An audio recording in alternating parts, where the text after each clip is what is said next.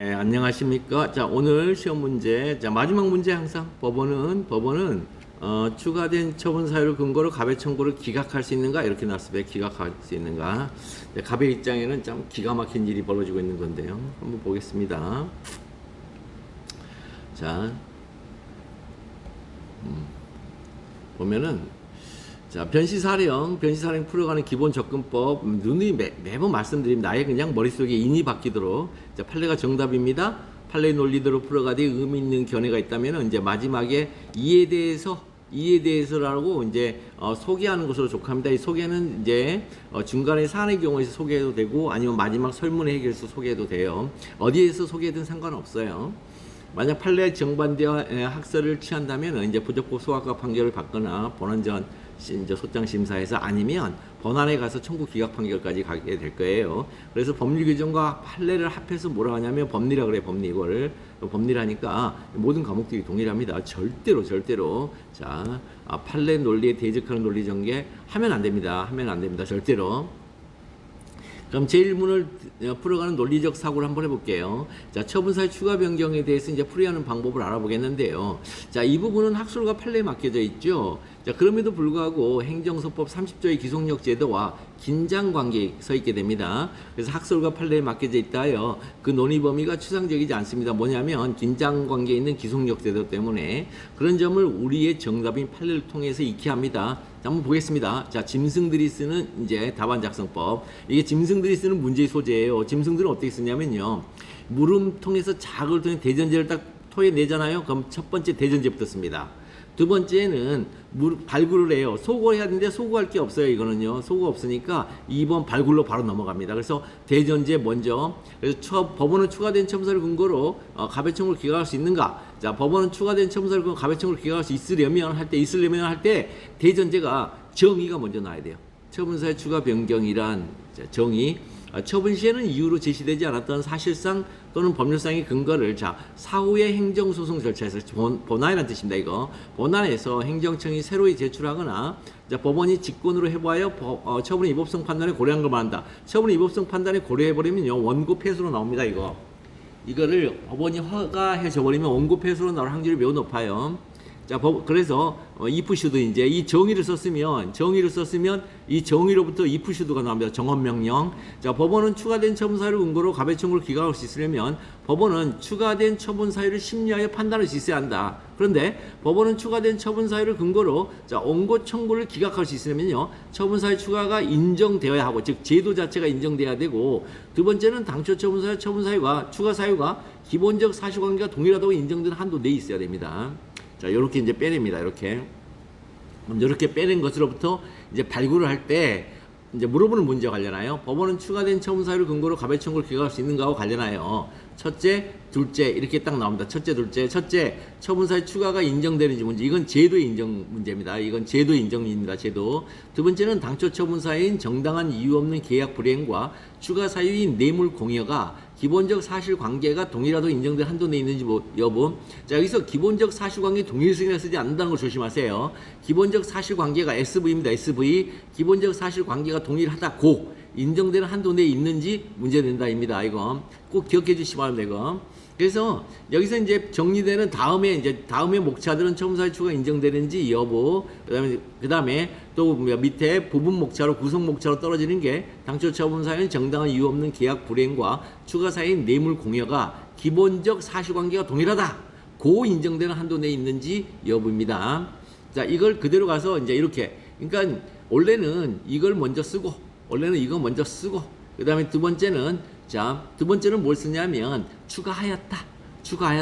그럼 추가하였다 그게 전제 상황이에요. 그렇다면 물어보는 문제와 관련해서 이 문제된다. 이런 식으로 해서 3단계로 쓰거든요. 원래 짐승들은. 그런데 이 법리가 이제 혈관에 흐르는 여러분들은 이성인이기 때문에 이런 대전제를 이렇게 제시할 이유가 없어요. 대전제를 제시하는 순간 여러분들은 점점 떨어져요. 그러니까 교재를 배울 때는 대전제를 배우거든요. 그럼 대전제 언젠가 써야 되는데.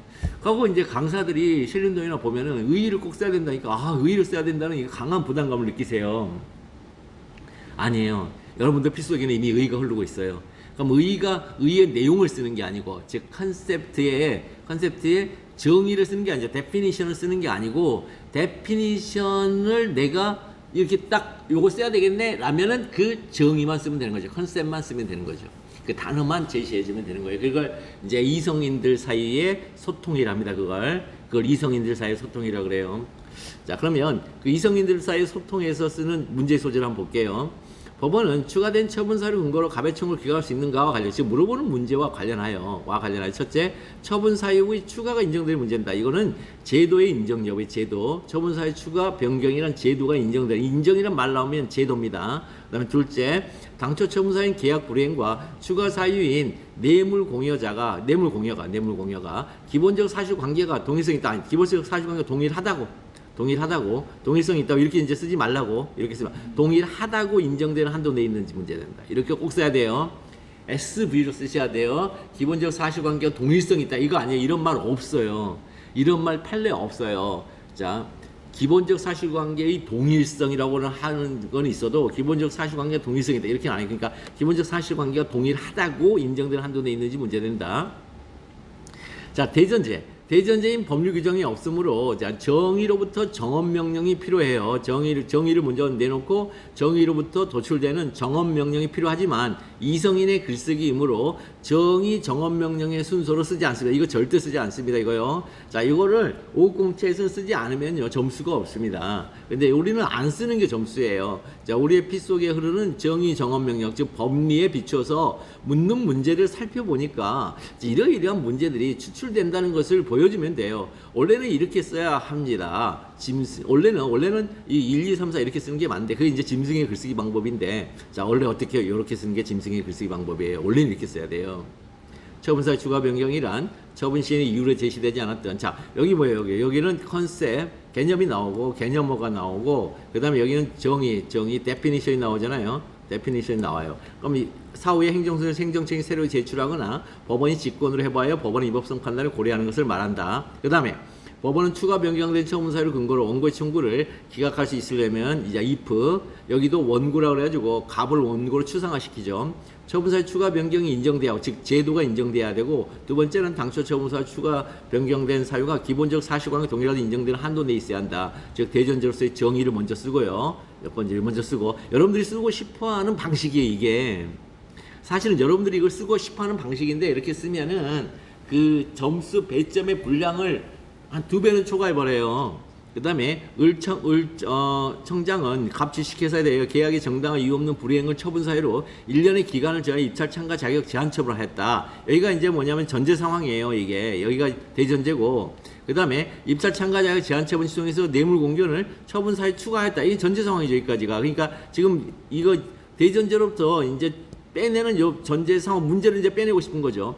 법원은 추가된 처분 사유 근거로 가배 청구를 기각할 수 있는가와 관련한 묻는 거와 관련한 첫째, 제도 인정 여부. 처분 사유 추가가 인정되는지 문제다. 둘째, 당초 처분 사유인 정당한 이유 없는 계약 불이행과 추가 사유인 뇌물 공여가 기본적 사실 관계가 동일하다고 인정될 한도 내에 있는 문제다. 즉 검토할 소전제를 정리하는 거죠. 이렇게 쓰고 싶어 해요. 이렇게 쓰고 싶어요. 그런데 우리 변시에서는 여기서부터 여기까지가 소거된단 말입니다. 여기까지가. 대전제하고 전제 상황, 대전제하고 제시해야 할 전제 상황, 즉 전제 상황은 문제되는 상황이거든요. 그러니까 이 대전제가 비춰주는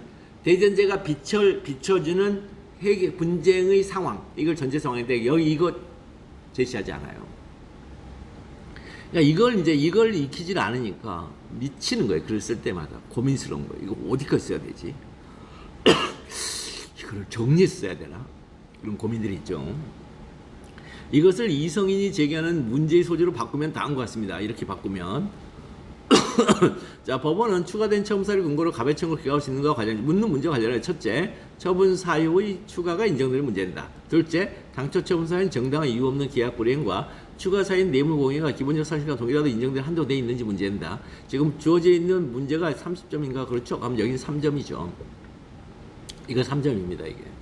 그리고 나서 자, 첫째가 이제 1위 가죠. 로마자 2번. 처분사유 추가가 인정되는지 여부를 이제 해결해 보겠습니다. 자, 30점을 줬기 때문에 학판 검사로 쓰라는 거예요, 그건. 학설, 판례, 그 다음에 검토, 사안의 경우, 이렇게 학판 검사로 쓰라는 거거든요. 학판 검소로 써도 되고. 자, 학설 보면요. 학설을 보면 자, 원고의 소송상 방어권 보호 차원에서 처분 사유의 추가 자체를 부정하는 견해하고 분쟁의 이례적 해결 차원에서 처분 사유 추가를 긍정하는 견해 두 개가 있어요. 그 다음에 세 번째는 원고의 소송상 방어권 보장과 분쟁의 이례적 해결을 조화롭게 해석하는 차원에서 처분 사유 추가를 제한적으로 긍정하는 견해가 있습니다. 자, 부정, 긍정, 제한적. 자, 처분서. 자, 이 말 학설 한번 우리가 이해해 볼게요. 처분서에 기재된, 여러분들 처분서 암기하라고 했어요. 제가 처분서. 처분서는 뭐냐면 이렇게 되어져 있어요. 이거 꼭 기억해야 돼요. 처분서.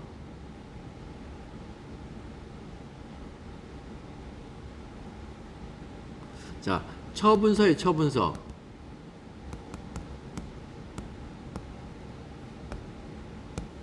자, 처분서. 그럼 좀 일단 처분서 이제 저거 할거든요. 이거 내용 여기 내용. 자, 3개월 영업정지.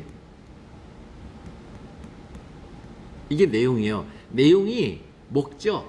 이 처분서의 목적이 뭘까? 3개월 영업정지 때리는 거.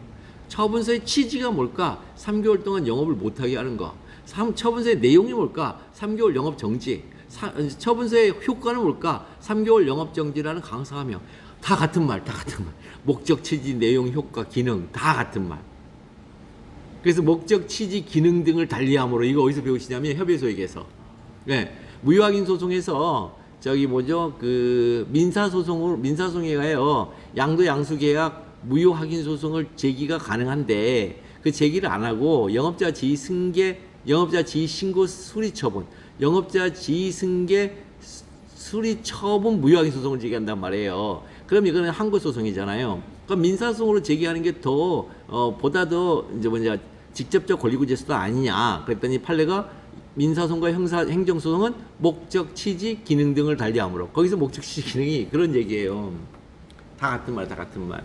그것 가지고 막 헷갈려 하실 필요 없어요.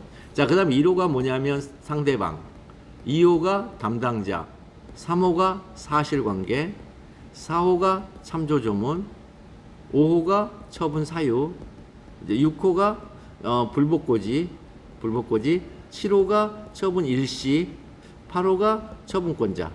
이렇게 돼 있어요. 이렇게. 그러니까 상대방, 담당자, 사실관계, 참조조문, 처분 사유, 불복고지, 처분 일시, 처분권자의 처분권자. 여기 안에 이 안에 하자가 다 들어있습니다. 이 안에 하자가 다 들어있어요. 자, 이 처분권자를 있잖아요. 여기가 만약에 여기가 도장이 없어요. 여기도 도장을 해야 되는데 도장을 찍지 않았어요. 그러면 형식의 하자예요. 여기도 도장을 찍지 않으면 형식상 하자. 그러면서 무효예요. 이건 만약에 담당자 파트가 누락돼 있어요. 이게 공백으로 누락돼 있어요. 예, 형식의 하자 취소사유예요. 그 다음에 처분권자의 도장은 있어요. 도장은 있는데 이게 처분권자의 도장이 아니고 처분권자 이름에 도장이 아니고 담당자 이름이 쓰여져 있어요. 담당자 도장이 찍혀져 있고 그럼 이건 주체하자. 그러니까 도장은 이건 피고는 있어요. 피고는 있는데 도장이 있어야 피고가 있습니다. 피고는 있는데 주체하자예요. 그 다음에 자 요거 사실관계 참조조문 처분서 있잖아요. 이걸 미리 상대방한테 2주 전에 보내주면 이거 사전 통지. 그 다음에 이 부분이 어설프면은 뭐예요? 이유 제시하자. 그 다음에 불복고지에 여기에 대해서 이제 이의가 있는 사람들은 의견 제출을 할 수가 있어요. 의견 제출을 할 수 있다. 의견 제출의 기관, 접수 기관을 얘기해주면서 언제까지 의견 제출할 수 있고 또 청문도 신청할 수 있다. 이건 뭐예요? 의견 제출의 기회 제공. 즉 약식 청문, 정식 청문 있죠? 예, 그거 절차상 하자예요. 그거 안 써져 있으면. 그게 안 써져 있으면 절차상 하자예요. 써져 있으면 상관없어요. 무슨 말인지 아시겠죠, 지금? 그 다음에 어쨌든 여기에 비슷비슷하게 어쨌든 공란이 없이 다 써져 있어요. 공란이 없이 다 써져 있으면 이제부터는요. 자, 요 내용하고 처분사의 참조준 처분사 이렇게 가져가면 이게 요건, 여기 요건이 되고 이제 이 법이 얘기한 효과가 되죠. 그럼 요건과 효과면에 이제 이법사유로 가지고 따지는 기속재량으로 넘어갑니다. 그때는 내용상 하자입니다. 처분서 가지고 다 한다는 말이에요. 여러분들 이론이 아니에요. 준해재량이. 준해절행이 이론이 아니에요. 아시겠어요? 지금 준해절행 다들 나왔잖아요. 여기서.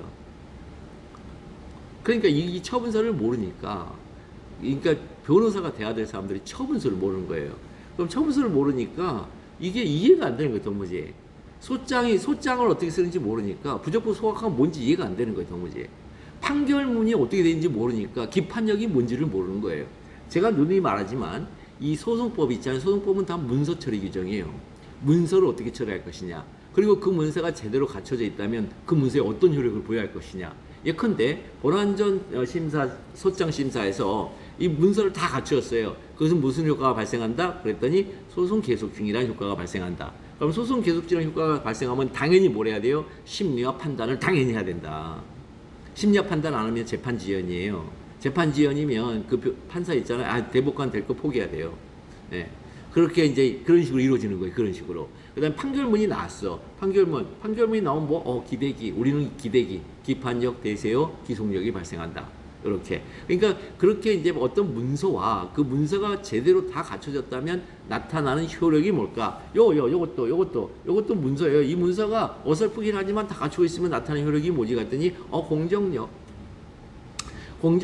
그럼 공정력 안에는 이제 두 개가 들어있어요. 공정력 안에는 그 하부 효력으로 두 개가 들어있어요. 제재력과 집행력. 그래서 제재력이 이때는 공정력이 1응 2연대 얘가 안 했어. 그럼 제재력, 제재 처분이 나오죠. 그다음 집행력, 여기서는 집행, 저게 나오죠. 대집행과 강제징수가 나오죠. 너무 쉬워요. 뭐가 어려워요? 쉽잖아요. 그래서 불가변력과 불가증력은 재소기간 지날 때를 말하고, 불가변력은 위헌회를 거쳐서 나올 때만 불가변력이 발생해요. 위원회를 거쳐서 나오게 되면 그 협의제 있죠. 협의제 행정청은 직권 취소, 직권 철회를 못해요. 왜냐하면 협의제라는 것 자체가 다수결에서 나오죠. 다수결에서 나오니까 지 맘대로 다른 사람의 의사, 그 협의체를 구성하는 사람의 의사를 대신할 수가 없어요. 그래서 절대로 직권 취소, 직권 철회가 불가능해요. 그럼 불가변력이 발생하지 않는 건 뭐냐? 독임제 행정청이 한 것, 독임제 처분권자가 한 것은 불가변력이 절대 발생하지 않습니다. 뭔가 지금 이해가 되시죠? 하나씩. 그러니까 이 법학이라는 것, 특히 여러분들이 공부하고 있는, 행정법뿐만 아니라 모든 7법이 경우의 수 나누고 나서 판단하기예요. 그럼 그 나누는 것들을 뭘 나눌 거냐? 소송법은 문서를 나누는 거예요. 소송법은 문서를 나누는 것이고, 민법은요? 계약서를 나누는 거예요. 민법은 계약서를 그러니까 계약서를 어떻게 작성하는지 모르면 민법 이해 못해요. 교수님들 책 보면 계약서에 붙여놨거든요. 괜히 붙여놓은 게 아니에요. 어떤 교재를 보면. 계약서. 그래서 계약서 보면은 이제 계약의 양 당사자가 나오고, 양 당사자가 나왔어요. 갑과 을이. 그랬더니, 갑이 계약을 안 해, 이행을. 그럼 우리 소송을 제기하죠. 갑을 제기하는데, 갑을 봤더니, 없어요. 얘가 사람이 없어. 그게 허무이잖아. 이것도 어떻게 처리하지? 근데 나는 분명히 계약을 했단 말이에요. 누군가하고. 실체는 있단 말이에요. 그럼 이거 어떻게 하지? 이게 당사자 확정의 문제, 이게 바로. 그 다음에, 물적 대상, 계약의 목적물 확정의 이론도 있고, 그게 저거잖아요. 피아노 4대 살게, 알고 봤더니 기관단총 4대인데, 그 진짜 사건이에요. 국제사건이 이제 가정적인 상황이 아니에요. 피아노에서 스웨덴에 실제 일어났던 일이에요. 그래가지고, 그 이탈리아 갱단이 스웨덴에 저거 한 거예요. 피아노 4대만 보내줬더니, 그 회사 진짜 피아노 4대를 보낸 거예요. 얘네들이 잘못 보낸 거예요. 그러니까 군수업체에다 보냈어야 되는데, 진짜 피아노 회사에다 그 이름이 헷갈려서 보낸 거예요. 그럼 이거 어떻게 할 거냐, 이 계약을. 피아노 4대, 이게 금액이, 기관총인 줄 알고 금액을 그걸 싸줬단 말이에요. 그러니까 상대방은, 무슨 금액이 이렇게 많이 왔지 하면서, 그래도 이 사람이 그래도 나는 최선을 다해서 그럼 보내자. 이렇게 만들어. 그럼 이거 어떻게 할 거냐. 이런 문제들. 계약의 해석의 문제. 이거 그렇게 들어가는 거. 다 뭐예요? 계약서. 아시겠죠? 형법만 뭐죠? 형법. 당연히 기소장 알아야죠. 기소장 알아야죠. 그래서 기소장 갔더니, 기소장이 개판이야. 그럼 공소기각 나오겠죠. 자, 그런 것들 여러분들 다 문서와 관련돼 있어요. 이 법학은 문서와 관련돼 있어요. 문서와. 헌법은 당연히 헌법 문서와 관련돼 있죠. 그러니까 무조건 문서를 머릿속에 기억하셔야지, 문서가 아닌 어떤 특정한 이론을 기억하려고 이렇게 한다, 난리 나는 겁니다. 자, 요거 처분서를 기억해 주시기 바랍니다. 자, 이걸 가지고서 이제 우리가 풀어볼게요. 요걸 가지고서 가지고 풀겠습니다. 이제 이거 한번 지금 머릿속에 저는 들어있으니까 여러분들은 요거 이제 한 거 가지고서 보세요. 자, 보겠습니다. 자, 처분서에 기재된 사실관계. 자, 몇 호? 3호. 참조조문 4호. 처분사유 5호잖아요, 지금. 아까 3호 사실관계, 4호 참조조문, 5호 처분사유라고 그랬잖아요. 그런데 처분사유 추가 변경하면은 굉장히 오해 소지가 있죠. 이거 보세요. 여기에 처분사유가 있고 참조조문 이 두 개의 추가 변경 문제거든요, 결국은. 좀 이따 얘기하겠지만. 그러니까 처분사유 추가 변경하면 마치 5호의 처분사유 추가 변경으로 우리가 오해의 소지가 있어서 여러분들이 보는 어떤 교재는 처분 이후의 추가 변경을 쓴 교재들이 은근히 보여요. 그거는 이 참조조문은 법률상 근거, 처분사유는 사실상 근거거든요. 이게 법률상 근거의 사실상 근거예요. 이 두 개를 합치면 처분 이유로 하자. 그래서 처분 이후에 추가 변경을 하자. 처분사유 추가 변경하니까 사실상 근거의 추가 변경에 그치는 걸로 오해하기 십상이지 않냐 그랬더니 뭐라 그래요? 니만 오해하는 거야. 니만 오해하는 거야? 그러는 거예요. 왜? 지금까지 그렇게 약속해와서 우리가 써왔어. 지금까지 그렇게 약속해서 써왔어. 그러니까 니만 오해하는 거 이렇게 된 거예요. 처분 이해 추가 변경이 그 뒤부터 저 대학교 갔을 때 처분 이해 추가 변경이 굉장히 있잖아요. 많이 써졌어요 그때. 근데 판례가 처분사유 추가 변경이라 하니까 약속된 용어로 니만 그런 거예요. 니만. 그래서 처분의 내용을 기준으로, 자, 처분의 내용은 위에 있었죠. 처분서 한 다음에 처분의 내용이 나왔죠. 기준으로 원고는 그 처분이 위법하다는 구체적 위법사에 대한 주장을 하게 되죠. 이거 원고는 그 처분이 위법하다는 구체적 위법사에 대해 주장을 해요. 우리 직권심리에서 이미 배우고 넘어왔어 이거요. 구체적 위법사에 대해 주장을 하고 있는데 그 구체적 위법사유가 없다를 우리 판례가 그 적법사유라고 했었어요. 다 약속된 용어란 말이에요. 이게 단 우리의 일상 언어적 체험으로 이해하시면 안 돼요. 그 문장 하나하나들을. 그러면 피고는 원고가 주장하는 그 구체적인 위법사유가 부존재함을 입증해야 됩니다. 우리 이미 지난 시간에 배워왔습니다. 이거 직권심리에서.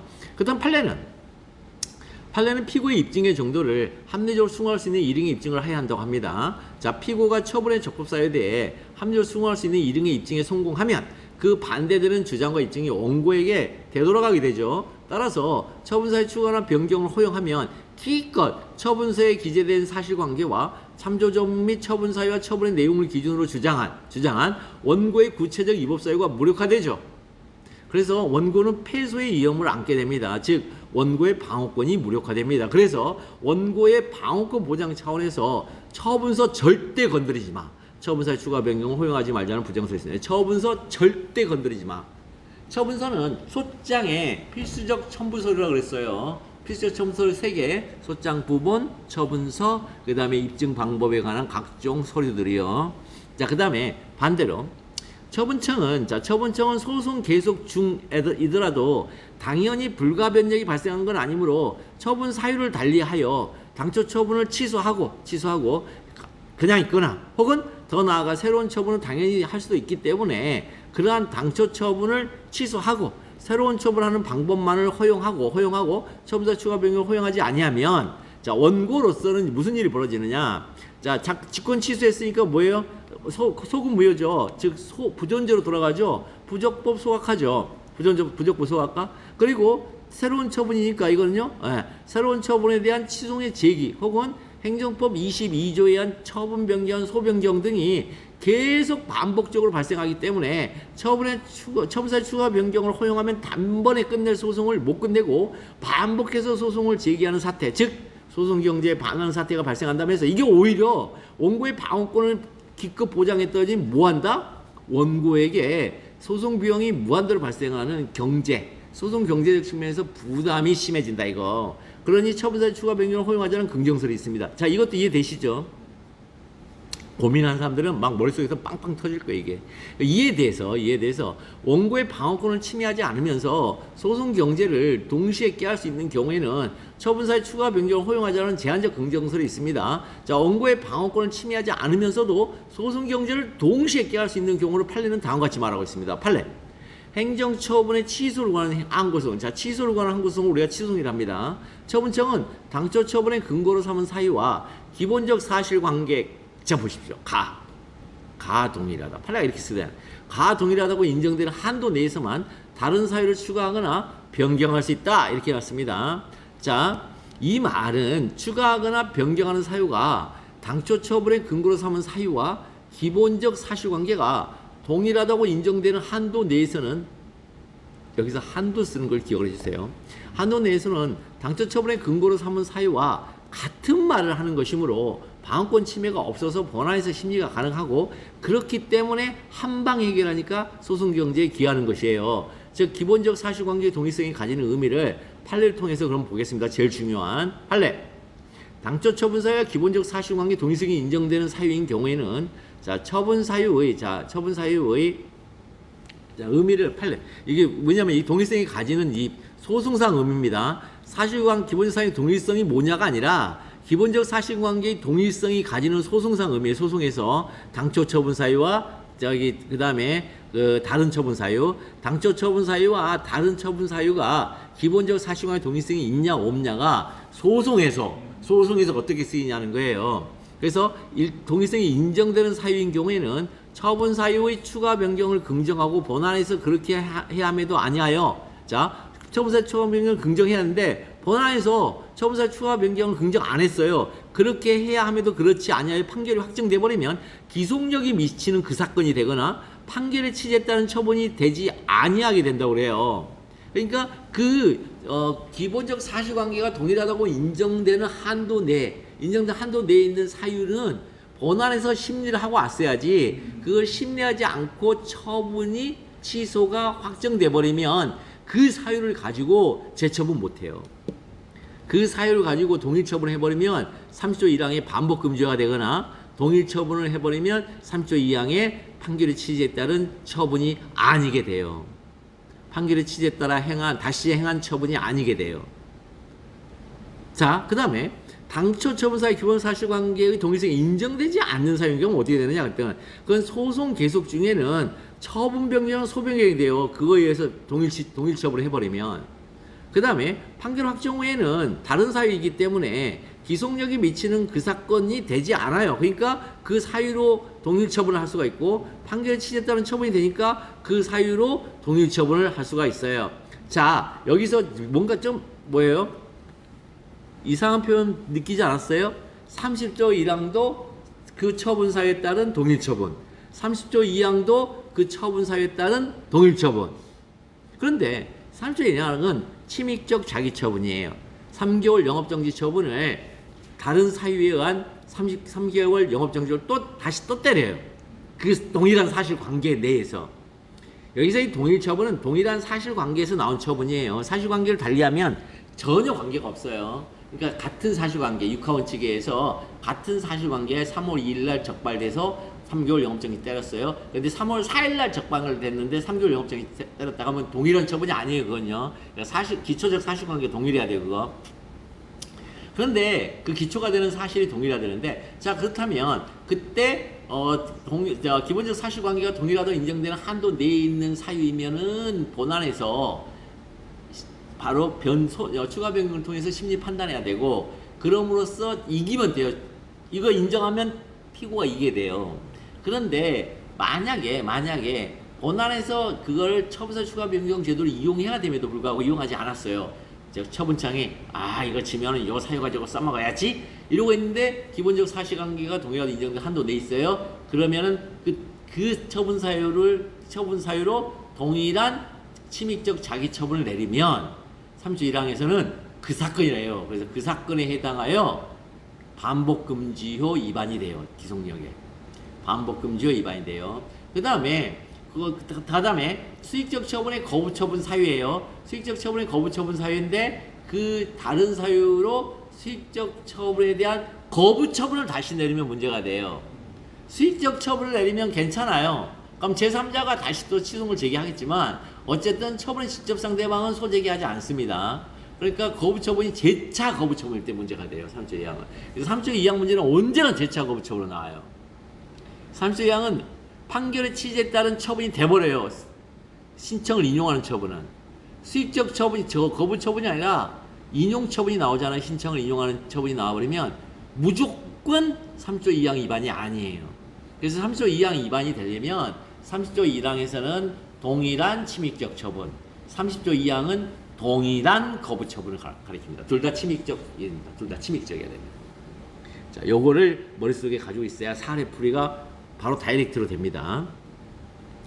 자, 그다음에 그렇다면 판례가 이렇게 얘기하고 있으니까 얼마나 중요한지 아시겠죠? 이거 뭐가 중요하다? 진짜. 그다음에 그 동일성이 인정되는 사유냐, 동일성이 인정되지 않은 사유냐, 이게 지금 핵심이에요. 핵심. 여기서는 인정되면은 처분사유 추가 변경 제도를 이용해야 되고, 확정돼 버리면은 그 사유를 사용할 수가 없다. 그다음에 인정되지 않을 때는 처분 변경한 소변경 제도를 이용해야 된다. 자, 그렇게 됩니다. 그 다음에 확정되더라도 그 사유로 다 이제 동일 처분할 수가 있다. 그게 이제 되니까 얼마나 중요한지 판례가 이렇게 얘기하고 있습니다. 어떤 처분 내용의 적법성을 뒷받침하여, 자, 뭐예요? 적법성 뒷받침이잖아요, 지금. 당초 처분 사유와 기본적 사실관계 동일성이 인정되는 다른 사유가 있다면, 이 다른 사유는 적법성을 뒷받침한단 말이에요. 그러니까 뭐예요? 다른 사유의 처분 사유 추가 변경을 판례가, 법원이 허가하게 되면 원고가 지게 된단 말입니다. 이 말 보더라도. 자, 그래서 자, 처분청은 그 처분에 대한 시송의 사실 변론 종결 시까지 그 사유를 적극적으로 주장 증명해서 법원으로부터 그 처분이 적법하다는 판단을 받아야 한다. 만약 소송에서 자, 추가 변경할 수 있어요. 있는 다른 사유가 있었음에도 처분청이 이를 적절하게 주장 증명하지 못하여 법원이 그 처분을 위법하다고 판단해 취소하는 판결이 확정되면 처분청이 그 다른 사유 있죠. 요거요. 추가 변경할 수 있는 사유였는데 주장하지 못한 사유를 근거로 다시 종종 같은 내용이 처분한 것은 허용되지 않는다. 이해되시죠?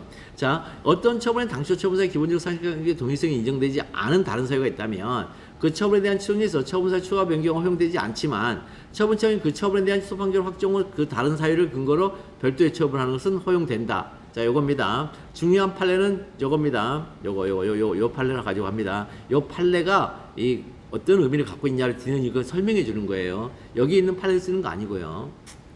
검토, 원고의 방어권보호와 소송기능 요청을 좋아하는 관점에서 기본적 사실관계 동일성 여부를 기준으로 처분사의 추가 허용 여부를 결정하는 제한적 긍정성과 판례의 태도가 타당하다. 그럼 사안의 경우, 자, 사안의 경우는 뭐죠? 자, 당초 처분 사유와 자, 기본적 사실관계가 동일하도 인정된 한도 내에서 다른 사유를 추가하거나 변경할 수 있다. 그렇다면 다음 목차가 뭐냐면, 자, 이렇게 쓰는 거죠. 당초 처분 사유인, 이렇게. 당초 처분 사유와 그 다음에 추가 사유가 동일하다고 인정되는 기본적 사실관계가 기본적 사실관계가 동일하게 인정된 한도 내에 있는지 여부 이렇게 갔으니까 여기다 붙여주면 됩니다. 인 정당한 이유 없는 계약 불이행과 인 뇌물 공여가 이렇게 붙여주면 됩니다. 뇌물 공여. 그 다음에 위에서 판례가 타당하다 하고 있어요. 판례가 타당하다 하고 있으니까 판례를 여기다가 목차로 구성하면 됩니다. 판례가 타당하니까 판례 목차로 구성하면 됩니다. 기본적 사실관계가 동일하다고 인정되는 한도 내에 있는지 여부라고 이렇게 하시면 되겠습니다. 자, 로마자 2에서 처분사유 추가 변경 제도가 인정되는 것이 무엇인지 이미 결론을 내리고 왔어요. 자, 그렇다면 이 부분은 그 결론에 맞추어 판단하기만 하면 돼요. 그래서 목차도 2의 결론을 가지고 구체적으로 표현하면 돼요. 그 목차가 뭐라고요? 판례 사안의 경우요. 여기다가 학설을 쓰면 안 되겠죠. 위에서 이미 판례가 타당하다고 했어요. 그럼 판례가 타당하다고 하면 그 판단 구조, 단계 구조에서 다음 단계는 판례만 나오는 거예요. 그러니까 학설과 판례 이렇게 나가다가 판례가 타당해? 그럼 그 다음 단계는 판례만 나오는 거예요. 이거 너무 당연한 건데 이것도 또 이해를 못 하시는 분들이 있더라고요. 자, 그래서 당초 처분 사유와 자, 기본적 사실관계가 동일하다 이렇게 항상 쓰란 말이에요. 기본적 사실관계가 동일하다. 기본적 사실관계 동일성이 있다가 아니고 기본적 사실관계가 동일하다예요. 언제나 판례가 이렇게 쓰고 있어요. 기본적 사실관계가 동일하다. 자, 당초 처분 사유와 기본적 사실관계가 동일하다고 인정되는 한도 내에서 자, 다른 사유를 추가하거나 변경할 수 있다. 자, 요 말을 자, 당초 처분 사유인 정당한 이유 없는 계약 불이행과 추가 사유인 뇌물 공여가 기본적 사실관계가 동일하다고 인정된 한도 내에 있는지 문제된다. 이것을 문제로 추출하는 거죠. 결론적으로 판례가 타당하다 하고 있으므로 목차는 판례 사안의 경우로 하면 됩니다. 판례에 따라 사안 포섭을 하면 되는 거예요. 자, 판례 기사동 유무는 자, 첩법 평구착 그 기사 기동 그 다음에 시장근 행태결 재정고 여기까지 나가야 되는데 시장근 행태결은 기억 남으면 되고 안 써도 되니까 이건 일단은 이제 그걸 넘기고 이렇게 보겠습니다. 그래서 구체적 사실을 변경하지 않는 범위 내에서 단지 그 처분의 근거 법령자만을 추가 변경하거나 불명확한 당초 처분 사유를 구체하는 정도 내에서만 구체하는 정도 불명확한 내에서만 기본적 사실과의 동일성을 인정한다. 자, 이와 같은 판례를 분석하면 그 의미를 더 정확하게 파악해 볼 수 있겠죠. 첫 번째 동그라미 1번. 자, 기본적 사실관계의 동일성 유무는 동그라미 2번. 처분 사유를 범죄 평가하기 전에 구체적 사실에 착안하여 처법 평고착. 그 다음에 그 기초가 되는 사회적 사실과 기본적인 점에 동일한 점에 따라 결정된다. 그 기사기동.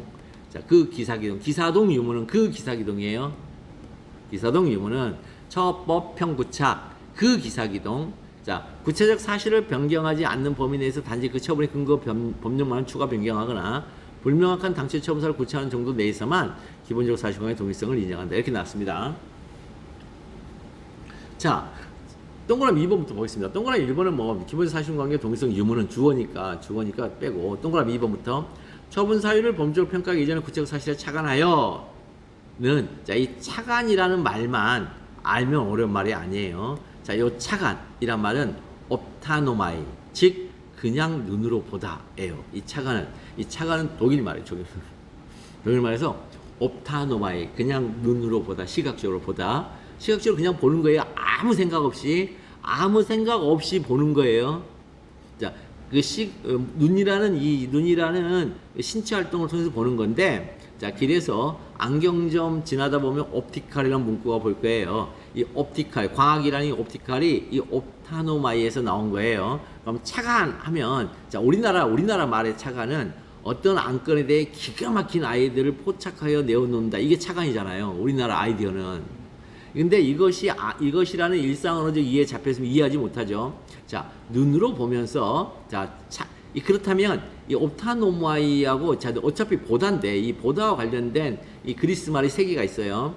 눈으로 보면서 그 이면에 있는 실체를 알아본 건 블레포예요. 우리가 흔히 말하는 이 착안이에요. 이게 착안. 그 다음에 생각해 보는 거. 눈으로 보면서 그 이면에 있는 실체를 넘어서서 절대 진리까지를 엿보는 것, 즉 절대 진리를 엿보는 것까지 가버리면 호라오라 그래 이거. 그러니까 옵타노마이, 블레포, 호라오 이렇게 얘기를 해요. 근데 이걸 전부 다 보다로 우리나라는 있잖아요. 번역을 해버려요. 이걸 전부 다 보다로. 근데 여러분들이 그 바울 서신서의 그 그리스 원전을 보면은 이게 옵타노마이, 블레포, 호라오가 다 구별돼 있어요. 저 옵타노마이는 짐승 수준에서 보는 걸 말해요. 짐승 수준. 그럼 여기에서 착안은, 자, 그냥 처분 문서라는 종이를 보라 이런 뜻이에요. 그죠? 즉 법률적으로 평가하기 이전으로 범죄 평가 짐승 수준으로 보라는 거잖아요. 법률적으로 평가하기 이전에 착안이다. 이건 법률적 평가는 누구만 할 수 있다고요? 이성인. 법률적 평가는 이성인만 할 수 있잖아요. 그러니까 이성인이 하는 거, 이성인이 나오기 전, 즉 짐승의 수준에서 착안해라. 뭐예요? 이성인만이 블레프하고 호라고 한다니까요. 그러니까 이성인이 아닌 상태에서는 착안만 해라. 착안만. 이런 뜻이에요. 그러면 이제 이해되시죠? 처법 평구차이 뭔 말인지 아시겠죠? 자, 종이를 보라. 그랬더니 종이를 보라 한 다음에 그 다음에는 뭐 하냐면, 자, 처분 사유를 범죄로 평가하기 전에 구체적 사실이에요. 즉 짐승 수준에서 구체적 사실을 보라는 거예요. 그랬더니 처분 사유를 범죄로 평가하기 전에 처분 사유는 뭐가 있냐면 4호의 참조적 5의 처분 사유를 가리켜 얘기해요. 그러면 법률적으로 평가하기 이전에 구체적 사실은 뭐예요? 3호의 사실관계죠. 3호의 사실관계. 그러면 이제 이 말이 무엇을 의미하는지 너무나 분명히 알게 돼요. 처법 평구자, 처분사를 범죄로 평가하기 전에 구체적 사실에 착안하여는 처분 문서라는 종이를 그냥 봐봐. 그러면 거기에 뭐가 있어? 구체적 사실인 3호의 사실관계, 그 다음에 처분 사유인 4호의 참조점은 5의 처분 사유야. 그 3개가 있네? 그것을 알게 될 거야. 그런 뜻이에요, 이게. 그 다음에 이제 처법 평구착 그 기사기동, 그 기초가 되는 사회적 사실관계가 기본적인 점에서 동일한지 여부에 따라 결정된다는 말은 그 기초가 되는 사회적 사실관계가 무엇을 말하는지 알면 돼요. 자, 언어 논리적으로 풀이를 하면 이 말은 이렇게 환원이 되죠. 그 기초가 되는 사실 플러스 사회적 관계 하면 그 기초가 되는 사회적 사실관계 이렇게 된단 말이에요. 무슨 말인지 아시겠죠 지금? 그 기초가 되는 사실이 있고 그 다음에 사회적 관계가 있단 말이에요. 이게 이렇게 그래서 이 두 말을 딱 붙이면 그 기초가 되는 사회적 사실관계가 돼요. 요거 그러면 그 기초가 되는 사실은 처분 문서라는 종이를 보니까 뭐로 보인다? 사모의 사실관계다 이게. 그러면 이 기초가 되는 사실은 그거. 그러면 사회적 관계는 도대체 뭐죠? 사회적 관계란 not alone, not be alone. 홀로 두지 않기를 사회적 관계라 그래요. 그냥 아니 그냥 이게 이걸 가리키는 용어예요. 사회적 관계. 뭐 사회적 관계하면 사회적 법칙과 얘기하는 것처럼 뭐 간섭과 조정, 개입.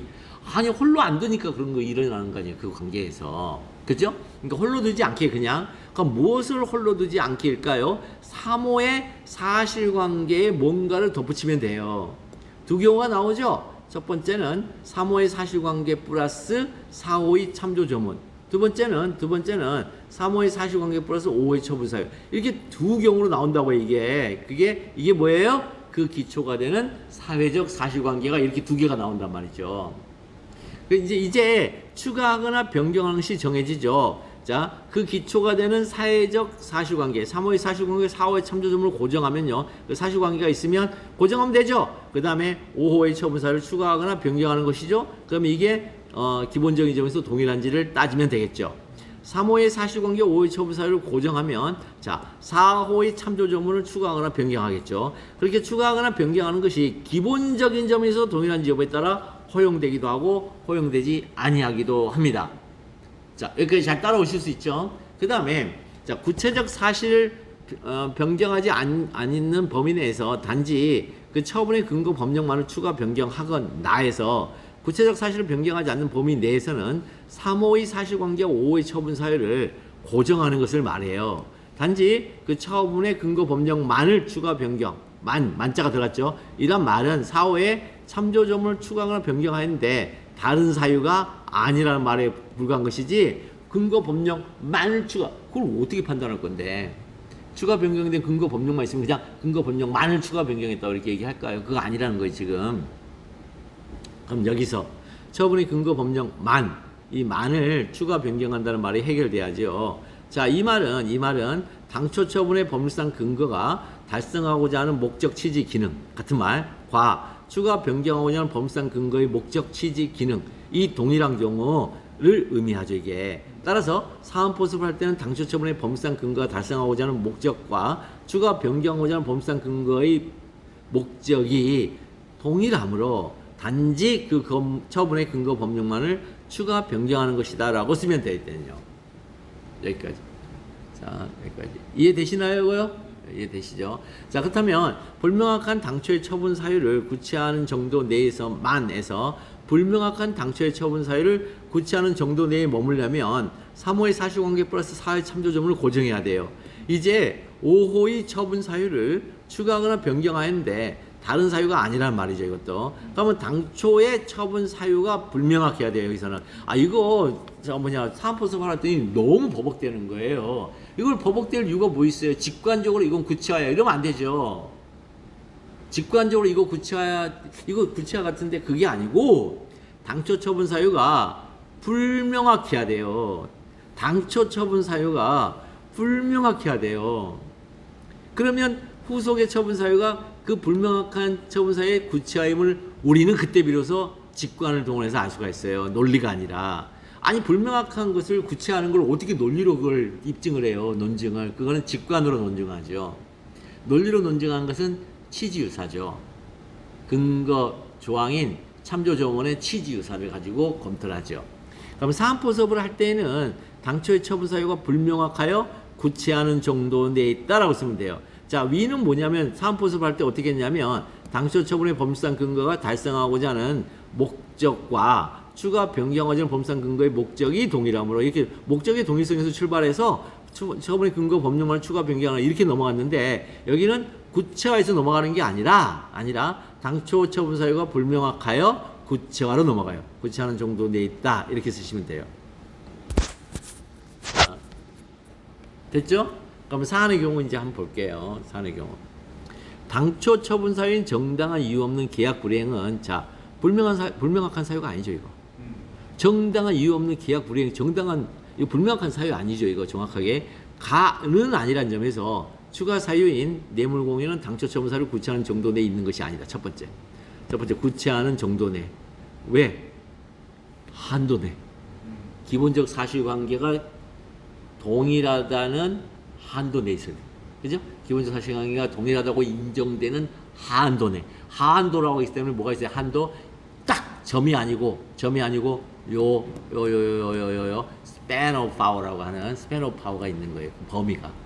span of power가 뭐냐면요. 저 대학교 다닐 때 미국에서 오신 교수님이 그 집안에 기르는 그 개들이 산책할 때 여기저기 오줌 싸는 걸 이제 스페인 오브 파워라고.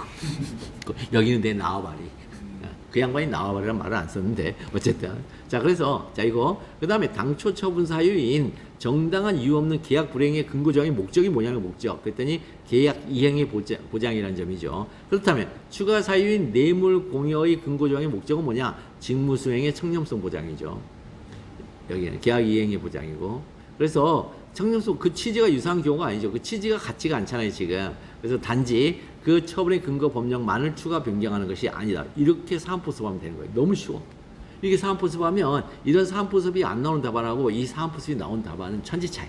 그러면 그 뒷부분에서 이제 뇌물 관련된 거를 제가 생각했을 때 뭐 이제 뭐 형사상 뭐 처벌받는 그런 거 없이 그냥 원활한 이제 뭐 계약 이행, 안정적인 계약 이행 기대 이런 식으로 제가 적시하면은 기사동 범위에서 이렇게 된다고 안 되죠. 그렇게 안 나오죠. 그렇게 안 나오죠. 뭐냐면 여기 뇌물 공유는 청렴성, 무조건 직무수행의 청렴성 보장과 관련 있는 것이지. 요거에 대해서 뇌물 공유에 대해서 뭘 이제 저걸 하죠. 그러니까 이거는 뭐냐면 그 상대방의 심리적으로 뇌물 공유로 너 처벌할 거니까 빨리 계약 이행해라. 빨리 계약 불이행해라. 계약 불이행 상태를 해소해라. 그거는 아닌 거죠. 그거는 별도죠, 별도. 왜냐면 이제 습관적으로 이제 풀면서 뭔가 답이 정해져 있다. 될 것이다라고 생각하고 네. 억지로 끼고 맞추려다 보니까 대부분이 안 됩니다. 대부분. 네. 처음사 추가 변경은 대부분이 안 된다고 생각하시면 돼요. 그래서 기속력 위반의 처분이 거의 없어요. 기속력 위반의 처분은 거의 없어요. 이 세상에 왜 그럴까요? 제가 누누이 말씀드리지만 법학 개념은 비트겐슈타인의 그러니까 일물일건지 혹은 일물일가의 원칙이라는 이 그 언어 논리 실증지에서 나왔어요. 그러니까 언어 논리 실증지라는 것은 원면은 논증, 논리 실증이잖아요. 논리로 실험하고 증명이 가능해야 돼요. 근데 눈에 보이지 않는 이 논리를, 치밀한 논리를 어떻게 실험하고 증명을 해요?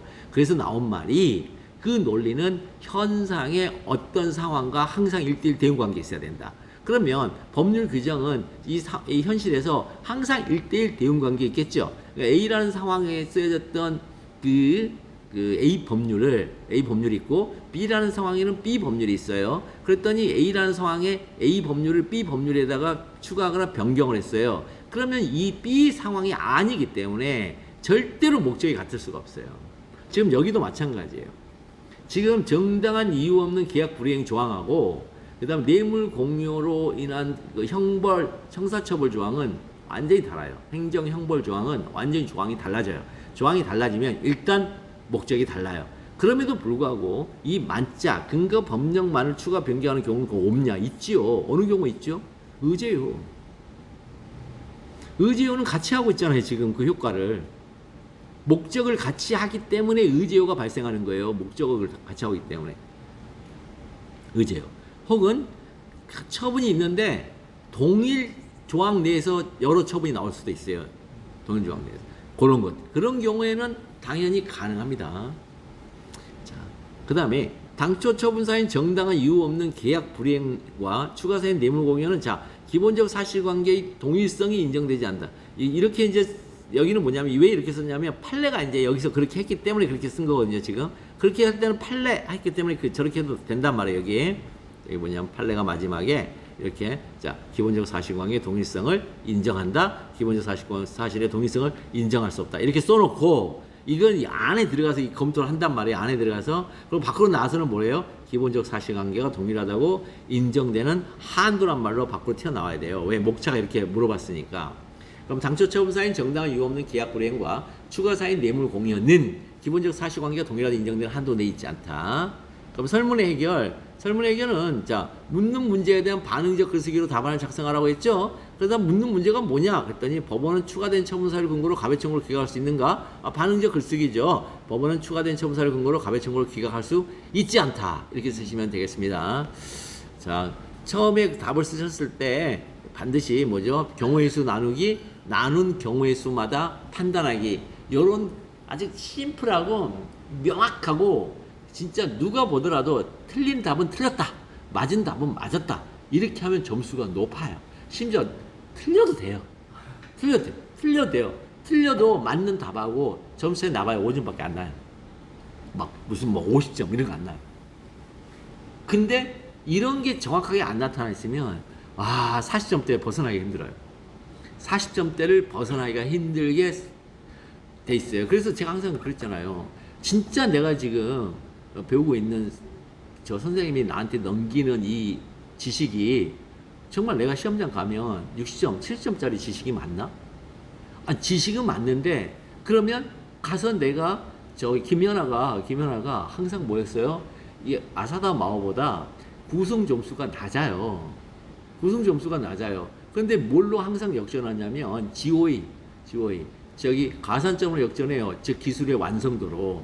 그러면 내용은 좀 떨어질지 몰라도 내용을 담고 있는 목차가 단계 구조에 의해서 설정이 되고 있나?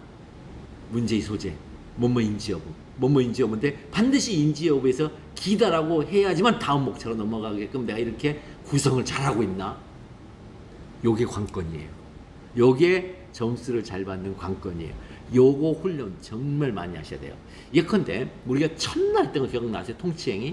통치행위 같은 경우도 문제의 소재인데요. 판례는 이걸 뭐라 하죠? 고정국서, 고도의 정치성을 띈 국가작용이라도 소위 이른바 통치행위라 하여 법원이 스스로 사법심사권의 행사를 억제하는 영역이 있을 수 있다. 그렇게 얘기를 해요. 그러니까 무슨 얘기예요? 이거 풀려면 판례의 판단 구조, 판례의 단계 구조에 의하면 사법심사권은 내가 갖고 있는데 그 행사만 억제하는 거잖아요. 억제라는 말은 내가 사법심사권을 갖고 있지 않다가 아니에요. 갖고 있는데 억제예요. 억제하는 영역도 있고 억제하지 않는 영역도 있어요. 그럼 언제 억제하지?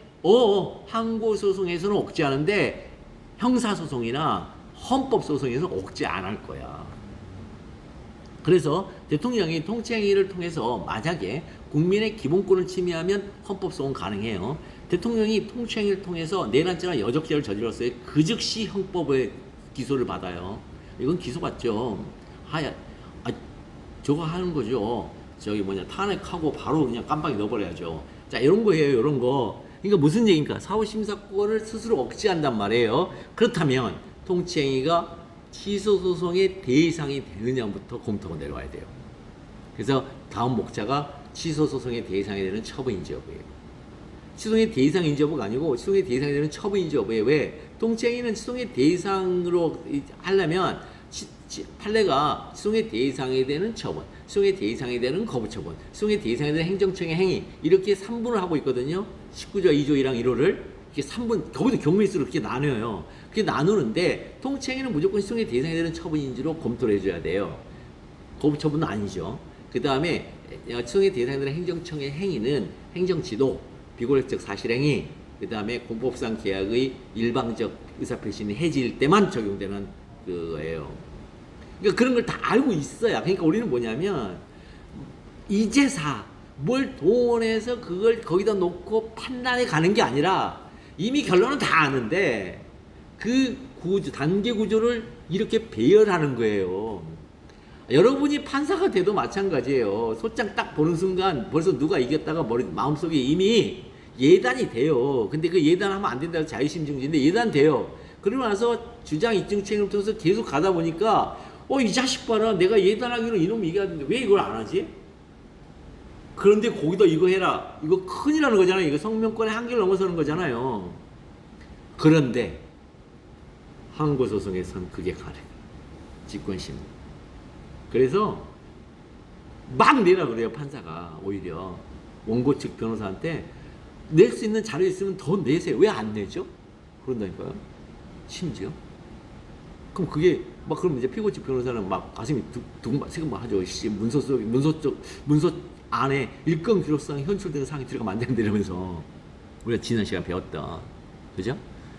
자, 그래서 그런 거고 이제 보고 베낄 답을 살짝 봐보면 의뢰주장이 타당함과 관련하여 첫째, 자 행정 아니 이거 아니지 이거 아니죠.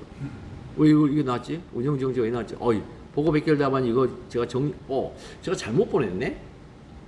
이걸 잘못 보냈네요. 어쨌든 여기까지, 자 여기까지 해가지고 이런 식으로 이제 쓰시면 되겠다. 됐죠? 그래서 보고 베낄 답안은 제가 이걸 다 컨트롤 C에서 컨트롤 C, 컨트롤 V로 여기다 붙인 다음에 중간에 쓰잘데없는 말만 다 지워놓고 이렇게 딱 하는 거니까 한번 해보시기 바랍니다. 조금 쉬었다가 다음 주제 보겠습니다. 선생님 그러면